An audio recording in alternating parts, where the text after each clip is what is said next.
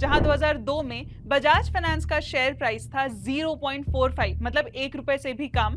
आज उसी कंपनी का शेयर प्राइस 900 रुपए के आसपास ट्रेड कर रहा है। ग्रेविटी समझ रहे हो इसकी? मतलब अगर किसी ने 2002 में सिर्फ 1 लाख इन्वेस्ट किए होते बजाज फाइनेंस में, तो आज उसकी वैल्यू 20 करोड़ होती। शायद ऐसे ही नहीं, Bajaj finance Indian stock market की ग्रेटेस्ट वेल्थ क्रिएशन स्टोरीज में से एक है। लेकिन ऐसा क्या फॉर्मूला लगाया होगा उन्होंने कि 1987 में महज 2 व्हीलर और 3 व्हीलर को फाइनेंस करने वाली छोटी सी एनबीएफसी आज इंडिया की most powerful consumer finance companies में से एक है।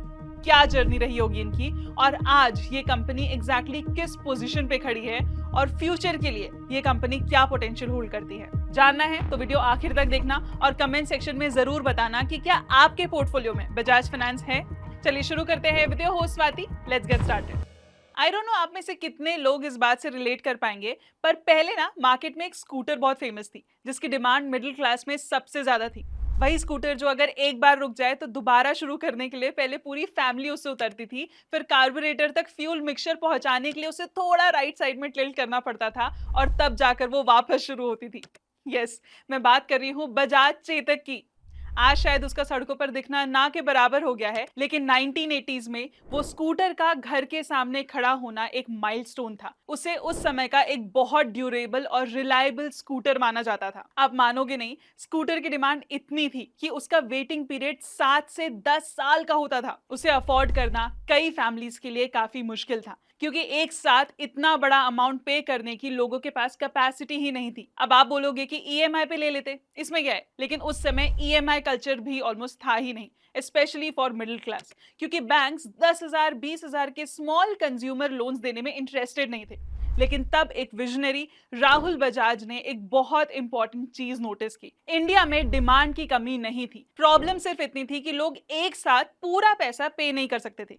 इसी प्रॉब्लम का सोल्यूशन ये निकला कि 1986 में सिटी बैंक ने बजाज स्कूटर्स फाइनेंस करने का एक स्मॉल पायलट टेस्ट किया। टाटा मोटर्स के वर्कर्स कैंटीन में 3 डे फाइनेंसिंग कैंप लगाया गया। रिजल्ट अनबिलीवेबल, सिर्फ 3 दिन में 2000 स्कूटर्स फाइनेंस हो गए। Exactly this was the moment when people realised कि अगर फाइनेंसिंग इजी हो जाए तो इंडिया का मिडिल क्लास गाड़ी खरीदना शुरू कर देगा।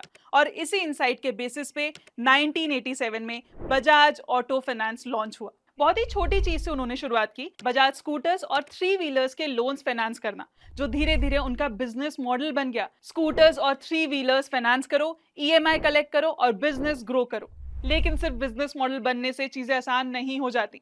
रियलिटी में हर कस्टमर अलग होता था, तो हर कस्टमर को पहचानना उनका नेक्स्ट प्रॉब्लम स्टेटमेंट था, जो उन्होंने क्रैक भी कर लिया। कौन कस्टमर टाइम पे ईएमआई पे करता है, कौन डिले करता है, कौन सा सैलरीड बोरोवर ज्यादा रिलायबल है, कौन सा self employed customer actually low risk है, कौन डीलर जेन्युइन बिजनेस लाता है, किस सिटी में कलेक्शंस बेटर हैं, किस इनकम ग्रुप का रीपेमेंट बिहेवियर स्ट्रॉन्गेस्ट है। नेक्स्ट स्टेप में ये सब उन्होंने डिकोड किया, और यही बजाज फाइनेंस का बिगेस्ट एडवांटेज बन गया। एक और चीज जिसने बजाज फाइनेंस को बाकियों से अलग किया, वो था उनका कस्टमर रिलेशनशिप। कंपनी को समझ आ गया था कि एक कस्टमर सिर्फ एक स्कूटर लोन नहीं होता। आज स्कूटर लेगा, कल टीवी लेगा, फिर पर्सनल लोन लेगा, इंश्योरेंस लेगा, और eventually long term financial customer बन सकता है। जिसका नतीजा, कंपनी ने डीलर नेटवर्क्स अग्रेसिवली एक्सपैंड किए, कलेक्शन सिस्टम्स शार्पन किए और रीपेमेंट बिहेवियर डीपली एनालाइज करना स्टार्ट किया। आज कंपनी 4000 प्लस लोकेशंस और 2.5 lakh plus distribution touch points के थ्रू इंडिया के कंजम्पशन नेटवर्क में डीपली एम्बेडेड है। हर ईएमआई के साथ बजाज फाइनेंस का डेटा इंजन स्मार्टर होता गया, और यही इनविजिबल फाउंडेशन आगे चल के बजाज फाइनेंस की रियल स्ट्रेंथ बनने वाली थी। दोस्तों, बिजनेस अच्छा चल ही रहा था कि फिर दौर आया 1991 का। लिबरलाइजेशन के बाद इंडिया की इकोनॉमी के साथ इंडियन मिडिल क्लास का माइंडसेट भी चेंज होने लगा। इलेक्ट्रॉनिक स्टोर एक्सपैंड होने लगे, केबल टीवी घरों तक पहुंच गया, और कंज्यूमर्स पहली बार एस्पिरेशनल लाइफस्टाइल को क्लोजली देखने लगे। पहले फोकस सिर्फ सेविंग्स और स्टेबिलिटी पे था।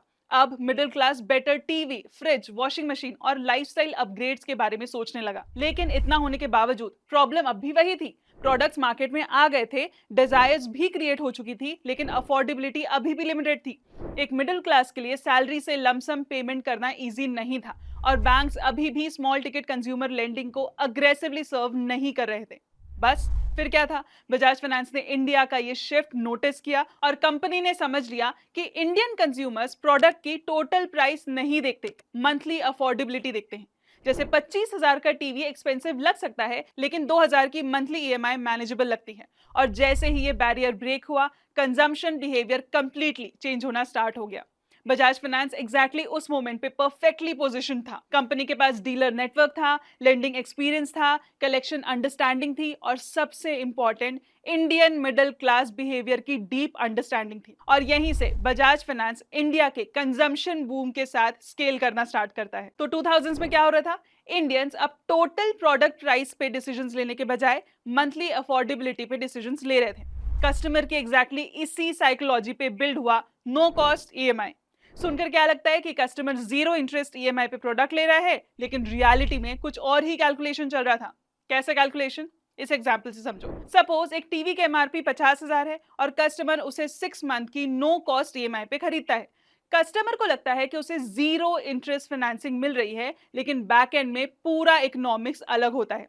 मैन्युफैक्चरर बजाज फाइनेंस को रफली 5% का अपफ्रंट डिस्काउंट देता है। मतलब बजाज फाइनेंस एक्चुअली 47,500 मैन्युफैक्चरर को पे करता है, ना कि फुल 50,000। कस्टमर मीनवाइल 8,333 की 6 ईएमआई पे करता है, साथ में प्रोसेसिंग फी भी देता है। Effectively Bajaj finance lower upfront पे आउट और मंथली रीपेमेंट्स के थ्रू स्ट्रॉन्ग रिटर्न्स जनरेट करता है। इसी नो कॉस्ट ईएमआई से जो रिटेलर्स या शॉप ओनर्स थे, उन्हें रियलाइज हुआ कि ईएमआई के बाद सेल्स ड्रामेटिकली जंप करते हैं। अगर ईएमआई की वजह से 100 प्रोडक्ट्स की जगह 300 प्रोडक्ट्स बिकने लगे, तो मार्जिन का एक स्मॉल पार्ट फाइनेंसिंग पार्टनर को देना प्रॉफिटेबल ट्रेड था। बजाज फाइनेंस ने इसी मॉडल को अग्रेसिवली स्केल किया। हर इलेक्ट्रॉनिक स्टोर फाइनेंसिंग काउंटर बनने लगा। लोन अप्रूवल मिनट्स में आता था। Minimal paper work, fast checkout, friction almost खत्म।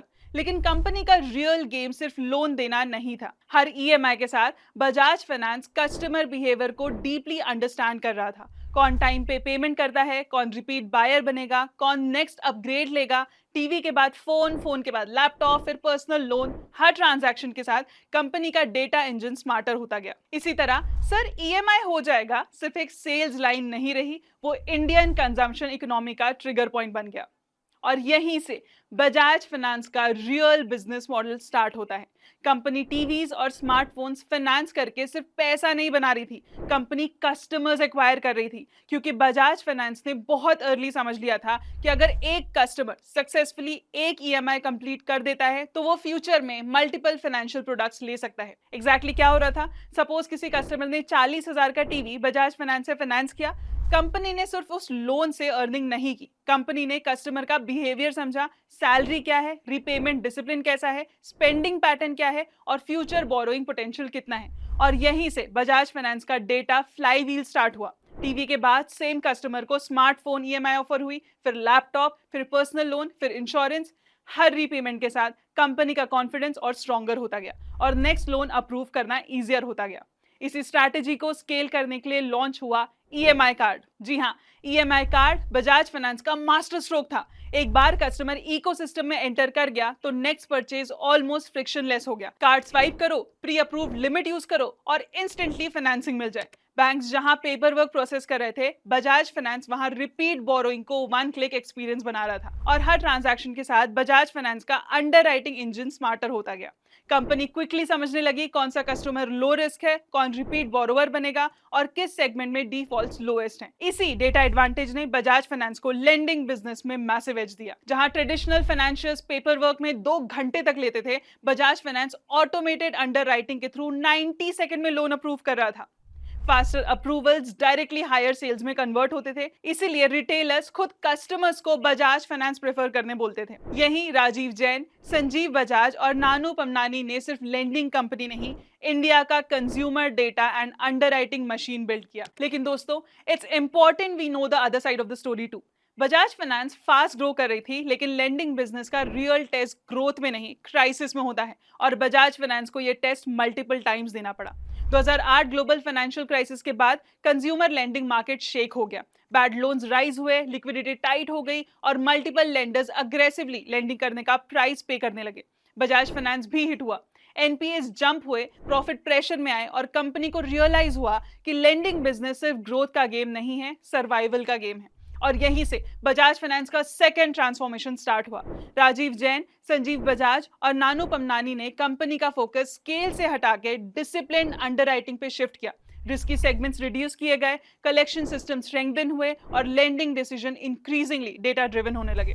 बजाज फाइनेंस ने अग्रेसिवली ग्रो करना कंटिन्यू किया, लेकिन कंट्रोल रिस्क के साथ। फिर 2018 में आईएलएनएफएस कोलैप्स ने पूरे एनबीएफसी सेक्टर को हिला दिया।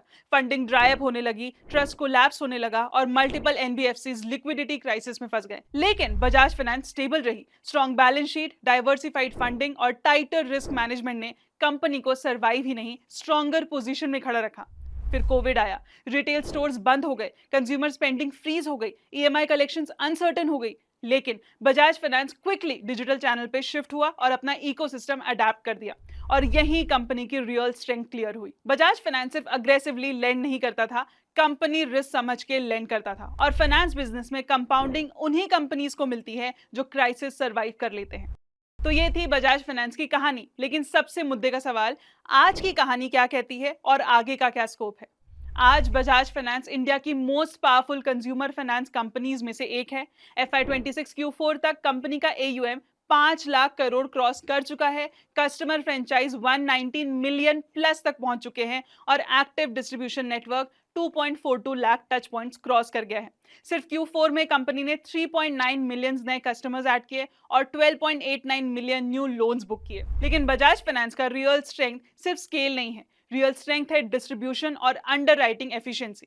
कंपनी का एक्टिव डिस्ट्रीब्यूशन नेटवर्क अब 2.42 लाख टच पॉइंट्स क्रॉस कर चुका है, including 68,000 plus rural consumer durable stores, 53,000 plus urban stores, 49,000 plus digital products outlets, 23,000 plus lifestyle retail stores और thousands of auto dealers, tractor finance points and gold loan branches. Bajaj Finance literally India के consumption map पे spread हो चुका है। और backend में company का automated underwriting engine lending को स्पीड गेम बना चुका है। फास्ट अप्रूवल्स, लो फ्रिक्शन और डीप कंज्यूमर डेटा की वजह से बजाज फाइनेंस रिटेलर्स के लिए डिफॉल्ट फाइनेंसिंग पार्टनर बन गया।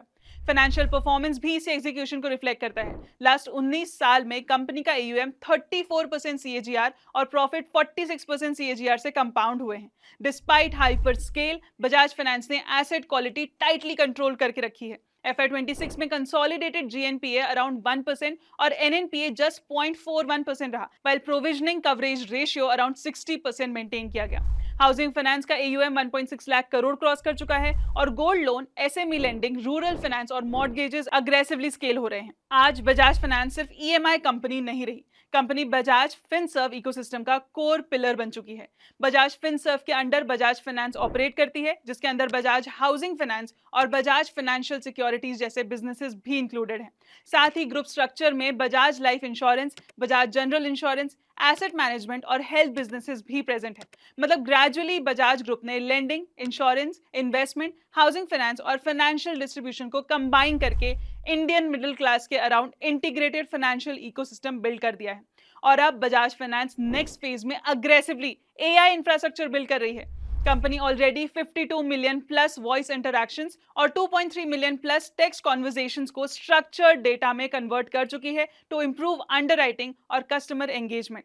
27 AI वॉइस और टेक्स्ट बॉट्स ऑलरेडी लाइव हैं और कंपनी जून 2026 तक सेल्स, सर्विसिंग और कस्टमर कम्युनिकेशन को लार्जली AI ड्रिवन इंटरफेस में शिफ्ट करना टारगेट कर रही है। Bajaj Finance gradually lending company से technology led financial operating platform में इवॉल्व हो रही है। तो दोस्तों, ये थी बजाज फाइनेंस की कंप्लीट स्टोरी। एक सिंपल स्कूटर फाइनेंसिंग बिजनेस से स्टार्ट करके कंपनी ने Indian middle class aspirations, consumption behaviour, data और डिस्ट्रीब्यूशन को कंबाइन करके इंडिया की most powerful consumer finance machines में अपनी जगह बना ली है। और शायद इसीलिए 0.45 का स्टॉक डेकेड में मैसिव वेल्थ क्रिएशन मशीन बन गया। अगर आपको ये डीप डाइव पसंद आया हो तो वीडियो को लाइक करो, चैनल को सब्सक्राइब करो और कमेंट में बताओ कि नेक्स्ट किस कंपनी या स्टॉक का डिटेल ब्रेकडाउन देखना चाहोगे। मिलते हैं अगले वीडियो में। Investments in securities market are subject to market risks. Read all the related documents carefully before investing.